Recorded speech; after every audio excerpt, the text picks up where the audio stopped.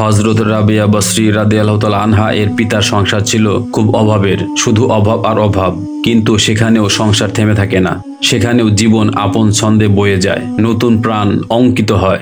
আসন্ন প্রসবা এক জননী বুঝতে পারেন তার জঠর থেকে আরো একটি প্রাণ পৃথিবীর আলো বাতাসে অচিরেই মুক্তি পাবে। সময় আসন্ন, আর কিছুক্ষণ পরে হয়তো একটি নবীন প্রাণ তার অস্তিত্ব ঘোষণা করবে। রাত্রিবেলা আলো জ্বালাতে হবে, কিন্তু ঘরে এক ফোঁটা তেল নেই। আলো জ্বালবে কি করে? তিনি স্বামীকে এক পড়শির ঘর থেকে খানিকটা তেল ধার করে আনতে বললেন, কিন্তু এর আগে তিনি প্রতিজ্ঞা করেছেন কোনো লোকের কাছ থেকে ধার করবেন না। কিন্তু আজ স্ত্রীর অবস্থা উপলব্ধি করে অনিচ্ছা সত্ত্বেও ওই প্রতিবেশী বাড়িতে গেলেন তেল ধার করতে। স্ত্রীর জন্য তিনি প্রতিজ্ঞা ভাঙলেন, কিন্তু কাজ হলো না। ধার দেয়া তো দূরের কথা, প্রতিবেশী বাড়ির দরজা পর্যন্ত খুলল না। নিরাশ হয়ে তিনি ফিরে এলেন। তারপর একসময় যে চোখ দুটি পানিতে ভাসছিল তা বুঝে এলো তন্দ্রায়। আর তিনি স্বপ্ন দেখলেন রাসূলুল্লাহ সাল্লাল্লাহু আলাইহি ওয়াসাল্লাম এসে তাকে সান্ত্বনা দিচ্ছেন, কেঁদো না, দুঃখ করো না। মহান আল্লাহর ইচ্ছায় তুমি এক অসাধারণ কন্যার পিতা হতে চলেছ। ভবিষ্যতে সে এক অন্যতমা মহিয়সী নারী হবে, জান্নাতের অগ্রবর্তিনীদের মধ্যে অন্যতম হবে। তার সুপারিশে আমার ৭০,০০০ পাপী উম্মত মুক্তি পাবে। স্বপ্নযোগে রাসূলুল্লাহ সাল্লাল্লাহু আলাইহি ওয়াসাল্লাম তাকে বসরার আমির ঈশার নিকট যেতে বললেন। এক টুকরো কাগজে কয়েকটি কথা লিখে নিতেও বললেন। কথাগুলি হলো, হে আমির, তুমি প্রতি রাতে শোবার সময় ১০০ বার দুরূদ শরীফ পাঠ করে থাকো, আর জুম্মার রাতে পড়ো ৪০০ বার করে। আর যেহেতু গত জুম্মায় দুরূদ পাঠ করনি, অতএব ক্ষতিপূরণ স্বরূপ ৪০০ দিরহাম দান করে দাও। ঘুম ভেঙে গেল। এই আশ্চর্য স্বপ্ন দেখে তিনি জেগে উঠলেন, আর স্বপ্নের নির্দেশ মতো একখানি কাগজে রাসূলুল্লাহ সাল্লাল্লাহু আলাইহি ওয়াসাল্লামের কথাগুলি লিখে নিলেন। পরদিন ভোরে একটি লোক মারফত সে বাণী লিপি পাঠিয়ে দিলেন বসরার আমিরের কাছে। লিপি পড়ে বসরার আমির ঈশা অবাক। মহানবী সাল্লাল্লাহু আলাইহি ওয়াসাল্লামের মূল্যবান উপদেশের কৃতজ্ঞতা স্বরূপ তিনি ১০,০০০ দিরহাম দিন দুঃখীদের দান করলেন। আর যার মাধ্যমে রাসূলুল্লাহ সাল্লাল্লাহু আলাইহি ওয়াসাল্লামের অমূল্য বাণী লাভ করেছেন তার জন্য ৪০০ দিনার আলাদা করে রাখলেন। পরে একদিন নিজেই দিনারগুলি নিয়ে গেলেন তার সঙ্গে দেখা করতে। যথাসময়ে তার সঙ্গে দেখা হলো বসরার আমির ঈশার। দিনারগুলি তার হাতে তুলে দিয়ে বললেন, আপনার যখন যা দরকার হবে দয়া করে আমাকে জানাবেন, কোনো সংকোচ করবেন না, আমি তার ব্যবস্থা করব। রাসূলুল্লাহ সাল্লাল্লাহু আলাইহি ওয়াসাল্লামের স্বপ্ন প্রদত্ত বাণী বৃথা যায়নি। অভাব পীড়িত অতি দরিদ্র মানুষটি সত্যি এক মহিমান্বিত কন্যা রত্ন লাভ করলেন। এই কন্যাই রমণীকুল শিরোমণি মহাতাপসী হযরত রাবিয়া বসরি রাদিয়াল্লাহু তাআলা আনহা এক দরিদ্র জীর্ণ পরিবারে নিষ্প্রদীপ কুটিরে আলো ফুল হয়ে ফুটলেন। তার আলোকে প্রভাত সুবাসে শুধু সে কুটিরই নয়, তমসাচ্ছন্ন পৃথিবীর যাবতীয় অন্ধকার দূর হয়ে গেল। হযরত রাবিয়া বসরি রাদিয়াল্লাহু তাআলা আনহা ক্রমশ বড় হলেন, কিন্তু সহসা তার পৃথিবী হঠাৎ শূন্য হয়ে গেল। প্রথমে চিরবিদায় নিলেন রত্ন প্রসবিনী জননী, পরে পিতা, রয়ে গেল ৪টি অনাথ বোন। শুরু হলো অস্তিত্ব রক্ষার লড়াই। মা নেই, বাপ নেই, অথচ ক্ষুধা আছে, তৃষ্ণা আছে, আছে জীবন। ৪ বোন ওর বাড়িতে গিয়ে কাজ করতে লাগলো, ঝিয়ের কাজ। কখনো খাওয়া জোটে, কখনো জোটে না। একবেলা আধবেলা খেয়ে বা না খেয়ে তাদের দিন যায়, রাত যায়। তার উপর বসরায় দেখা দিল দুর্ভিক্ষ। কে কাকে খেতে দেয়, কেই বা কাকে দেখে। বাপ মা তাদের আদরের সন্তানদেরও বেঁচে খেতে শুরু করে। তখন নিজের পেট বড় হয়ে দেখা দেয়, আর কারো কথা মনে আসে না। রাবিয়া বসরি রাদিয়াল্লাহু তাআলা আনহা এর ৩ বোন দুঃসময়ে কোথায় যেন হারিয়ে গেল, তাদের আর হদিস পাওয়া গেল না। এখন রাবিয়া বসরি একা বিশাল পৃথিবীতে, সম্পূর্ণ একা। অবশ্য আরো একজন আছেন, তিনি অনন্ত করুণাময় আল্লাহ, মানুষের মহান প্রতিপালক। মানুষের জীবনে তিনি জেগে আছেন সর্বক্ষণ। নিঃসঙ্গ অবস্থায় কান্নাকাটি করে কিছুদিন কাটলো হযরত রাবিয়া বসরি রাদিয়াল্লাহু তাআলা আনহার।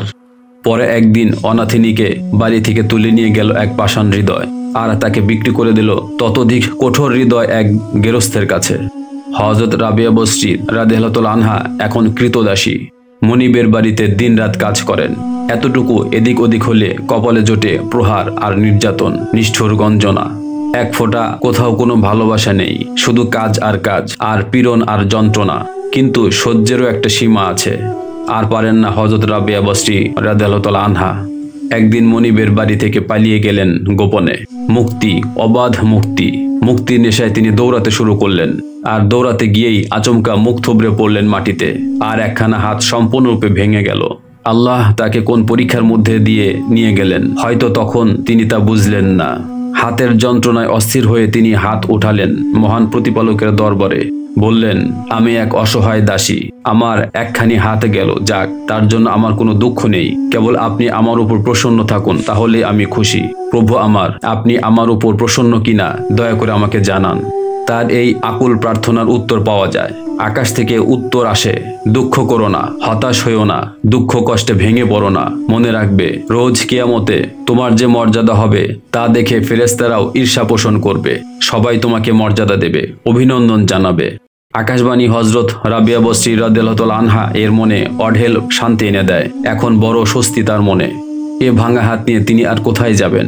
তার মালিক তো খুব নিষ্ঠুর, তবুও তো মাথা গোজার একটা ঠাঁই আছে ওখানে। 7-5 ভেবে তিনি আবার মনিবের বাড়িতেই ফিরলেন। এবার নিজের জন্য তিনি একটা নিয়ম করে নিলেন। দিনে কাজ, রাতে উপাসনা। আগে রাতের বেলায় কিছু সময় বিশ্রাম নিতেন, এখন থেকে পুরো রাত বরাদ্দ হয়ে গেল আল্লাহর ইবাদত বন্দিগির জন্য। এক গভীর রাত্রে ঘুম ভেঙে যায় মনিবের। তার কানে এলো কিছু অস্পষ্ট কথার গুঞ্জন। চুপি চুপি বিছানা ছেড়ে সে উঠে এলো। চারপাশে গভীর অন্ধকার, অথচ সে দেখল হযরত রাবিয়া বসরি রাদিয়াল্লাহু তাআলা আনহা এর ঘরে এক আশ্চর্য আলোর রশ্মি। দেখল হযরত রাবিয়া বসরি রাদিয়াল্লাহু তাআলা আনহা তন্ময় চিত্তে অস্ফুট উচ্চারণে আল্লাহর উদ্দেশ্যে প্রার্থনা করছেন। প্রভু আমার, আপনি জানেন আমি সারাক্ষণ আপনার ইবাদতে আত্মনিয়োগ করতে চাই, কেননা আপনার প্রশংসাই আমার চোখের জ্যোতি। আমার যদি সুযোগ ও শক্তি থাকতো তাহলে আপনার ইবাদত ছাড়া এক মুহূর্ত আমি অন্য কোনো কাজে নষ্ট করতাম না। কিন্তু কি করব প্রভু, আমি পরাধীনা। ইচ্ছা থাকলেও আমি আপনার ইবাদতে সবসময় উপস্থিত হতে পারি না। আপনার উপাসনায় আমার অনেক দেরি হয়ে যায়। দাসীর এ আকুল প্রার্থনা মনিবের নিষ্ঠুর হৃদয় স্পর্শ করে। তার মনে হয় এ সাধারণ কোনো দাসীবাদী নয়, আল্লাহর প্রকৃত সেবিকা সে। তাকে বন্দিনী অবস্থায় রেখে তার সেবা ও শ্রম গ্রহণ করা ঠিক নয়, বরং এ অশ্রুমতী বালিকার সেবা করা তার কর্তব্য। মনে মনে সে স্থির করে দাসীকে সে মুক্তি দেবে। ইচ্ছে হলে সে এখানে থাকতে পারে অথবা অন্য কোথাও যেতে পারে। আল্লাহ তার হৃদয়ের পরিবর্তন ঘটালেন। পরদিন ভোরে হযরত রাবিয়া বসরি রাদিয়াল্লাহু তাআলা আনহাকে সে তার সিদ্ধান্তের কথা জানিয়ে দিল। আল্লাহর প্রতি অসীম কৃতজ্ঞতায় নুয়ে পড়লেন হযরত রাবিয়া বসরি রাদিয়াল্লাহু তাআলা আনহা। তিনি এখন এক স্বাধীনা রমণী, স্বাধীনভাবে আল্লাহর ধ্যানে মগ্ন হলেন। সারা দিন সারা রাত অন্তত 1000 রাকাত নফল নামাজ আদায় শুরু করলেন। মাঝে মাঝে যেতে লাগলেন মহাতাপস হযরত হাসান বসরি রাদিয়াল্লাহু তাআলা আনহু এর আলোচনা সভায়। হযরত হাসান বসরি রাদিয়াল্লাহু তাআলা আনহু তার আলোকময় শিষ্যাকে খুবই স্নেহের চোখে দেখতে শুরু করলেন। তাপসী হযরত রাবিয়া বসরি রাদিয়াল্লাহু তাআলা আনহা ডুবে গেলেন জ্যোতির সমুদ্রে। এ মহিমান্বিতা মহাতাপসীর আলোকোজ্জ্বল জীবনের বিচিত্র পরিচয় ছড়িয়ে আছে মানুষের মনোলোকে। চলুন এবার হযরত রাবিয়া বসরি রাদিয়াল্লাহু তাআলা আনহা এর জীবনের কয়েকটি ঘটনা সম্পর্কে আমরা জেনে আসি। একবার এক দুর্বল গাধার পিঠে মালপত্র তুলে দিয়ে তিনি চলছেন মক্কায়। রাস্তায় গাধাটি মারা গেল। সঙ্গে লোকেরা তার মালপত্র বয়ে নিয়ে যেতে চাইল, তিনি রাজি হলেন না। অগত্যা তাকে ছেড়ে সবাই চলে গেল। আর তিনি হাত উঠালেন মহান আল্লাহর দরবারে। প্রভু গো, আপনি আপনার দাসীকে পবিত্র করার দিকে ডাক দিলেন, অথচ গাধাটিকে মেরে ফেলে তাকে এমন বিপাকে ফেললেন। কাজটি কি ঠিক হলো? আল্লাহ তার অভিমান ক্ষুব্ধ হৃদয়ের প্রার্থনার বিচলিত হয়ে মৃত গাধার প্রাণ ফিরিয়ে দিলেন। তার হজ যাত্রায় আর বিঘ্ন ঘটল না। হযরত রাবিয়া বসরি রাদিয়াল্লাহু তাআলা আনহা দ্বিতীয়বার যখন হজ যাত্রায় যান, তখন কাবার অদূরে আল্লাহর ধ্যানে মগ্ন হন। হঠাৎ তিনি দেখেন খোদ কাবা তাকে স্বাগত জানাবার জন্য এগিয়ে আসছে। তখন তিনি বলেন, এ ঘর নিয়ে আমি কি করব? আমি ঘরের মালিককে চাই, কেননা ঘরের মালিক নিজেই বলেছেন, যে আমার দিকে আধ হাত এগিয়ে আসে আমি তার দিকে 1 হাত এগিয়ে যাই। অতএব কেবল কাবা নিয়ে আমি খুশি হতে পারি না। ঠিক এই ঘটনার পরিপ্রেক্ষিতে অন্য একটি কাহিনী শোনা যায়, যা তাপসী হযরত রাবিয়া বসরি রাদিয়াল্লাহু তাআলা আনহা এর মর্যাদা বহুগুণ বৃদ্ধি করে। মহাসাধক হযরত ইব্রাহিম আদহাম রাহিমাহুল্লাহ চলেছেন মক্কা শরীফে। 1 পা করে যান আর 2 রাকাত করে নফল নামাজ পড়েন। দারুণ কষ্টকর সে হজ যাত্রা। মক্কায় পৌঁছাতে তার সময় লেগে গেল 14 বছর। কিন্তু ওখানে গিয়ে দেখলেন কাবা শরীফের জায়গায় কাবা শরীফ নেই। নাকি তার চোখ খারাপ তাই দেখতে পাচ্ছেন না? তার সংশয়, সন্দেহ, হতাশার উত্তরে একজন ফেরেশতা বললেন, না, চোখের দোষ না, আসলে এক বৃদ্ধাকে স্বাগত জানাবার জন্য কাবা ঘর সাময়িকভাবে তার স্থান ত্যাগ করেছে। কে সে? চিৎকার করে কেঁদে উঠলেন ইব্রাহিম আদহাম রাহিমাহুল্লাহ। আর তখন উপস্থিত হয়েছেন রাবিয়া বসরি রাদিয়াল্লাহু তাআলা আনহা। সেই পবিত্র কাবাঘরও ফিরে এসেছে আপন জায়গায়। হযরত ইব্রাহিম আদহাম রাহিমাহুল্লাহ বললেন, পৃথিবীতে আপনি এক নজির স্থাপন করলেন। হযরত রাবিয়া বসরি রাদিয়াল্লাহু তাআলা আনহা বললেন, আপনি তো পথে নামাজ পড়তে পড়তে 14 বছর লাগিয়ে দিলেন, আর দিব্যি হেসে খেলে এখানে এসে হাজির হয়েছি। নজির স্থাপন করলো কে, আমি না আপনি? আল্লাহর প্রিয়জনদের ও রহস্যময় সংলাপের অর্থ একমাত্র আল্লাহই জানেন। অতবার হজ সম্পন্ন করে তিনি বসরায় ফিরে আসেন। আল্লাহর প্রতি তার কি অবিচল আস্থা ছিল, একটি ঘটনার বিবরণ থেকে তা স্পষ্ট হয়। একদিন দুজন দরবেশ এলেন তার সঙ্গে দেখা করতে। দুজনেই ক্ষুধার্ত, কিন্তু ঘরে মাত্র 2খানা রুটি। হযরত রাবিয়া বসরি রাদিয়াল্লাহু তাআলা আনহা তাই এনে দিলেন অতিথিদের সামনে। ঠিক তখনই দরজায় এক ভিক্ষুক, সেও কিছু খেতে চায়। তাপসী হযরত রাবিয়া বসরি রাদিয়াল্লাহু তাআলা আনহা রুটি 2খানা তুলে এনে তাকেই দিলেন। বলা বাহুল্য, এতে অতিথিরা অসন্তুষ্ট হলেন। কিন্তু কিছুক্ষণ পরে অন্য বাড়ির এক দাসী এক গোছা রুটি ও মাংস এনে রাবিয়া বসরি রাদিয়াল্লাহু তাআলা আনহাকে দিলেন। তিনি গুনে দেখলেন রুটি রয়েছে 18খানা। দাসীকে বললেন, তোমার ভুল হয়েছে, উনি অন্য কারোর জন্য রুটি পাঠিয়েছেন, আমার জন্য নয়। দাসী বললেন, না, আমার ভুল হয়নি, এগুলি আপনার জন্যই। কিন্তু হযরত রাবিয়া বসরি রাদিয়াল্লাহু তাআলা আনহা তা মানবেন না, রুটি ফিরিয়ে দিলেন।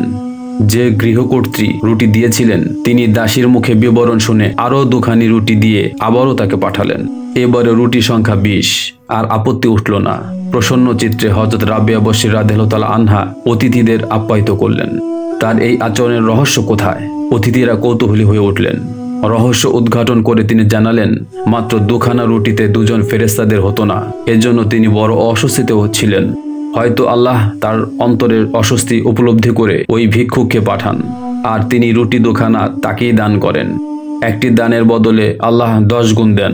আল্লাহর এই প্রতিশ্রুতির উপর অবিচল আস্থা রেখে অতিথি আপ্যায়নের পুরো দায়িত্ব তিনি আল্লাহর উপরেই ন্যস্ত করেন। দাসী যখন প্রথমে 18খানা রুটি এনে দিলেন, তখন তিনি বুঝলেন এ তার জন্য নয়। কেননা তিনি যখন 2খানা রুটি দিয়েছেন, তখন তিনি পাবেন তার 10 গুণ, অর্থাৎ 10 দুগুণে 20খানা।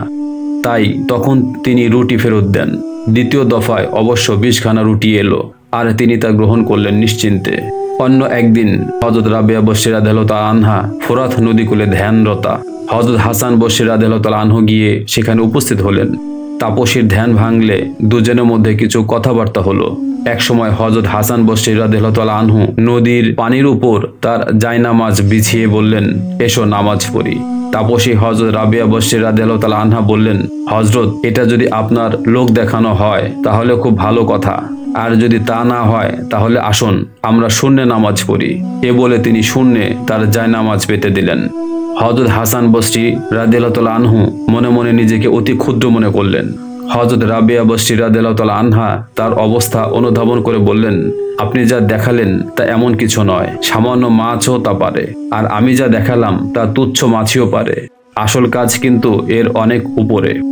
তার সম্পর্কে হযরত হাসান বসরি রাদিয়াল্লাহু তাআলা আনহু বললেন, একবার আত্মসাধনার নানা জটিল তত্ত্ব নিয়ে তার সঙ্গে আমার আলোচনা হয়, কিন্তু মুহূর্তের জন্যও আমার যেমন মনে হয়নি যে আমি একজন পুরুষ, তেমনি তারও মনে হয়নি সে একজন মহিলা।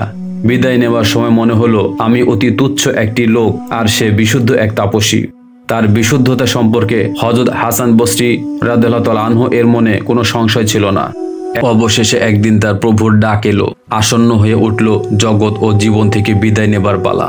তার অন্তিম শয্যার পাশে ছুটে এলেন কত বিশুদ্ধ হৃদয় মানুষ।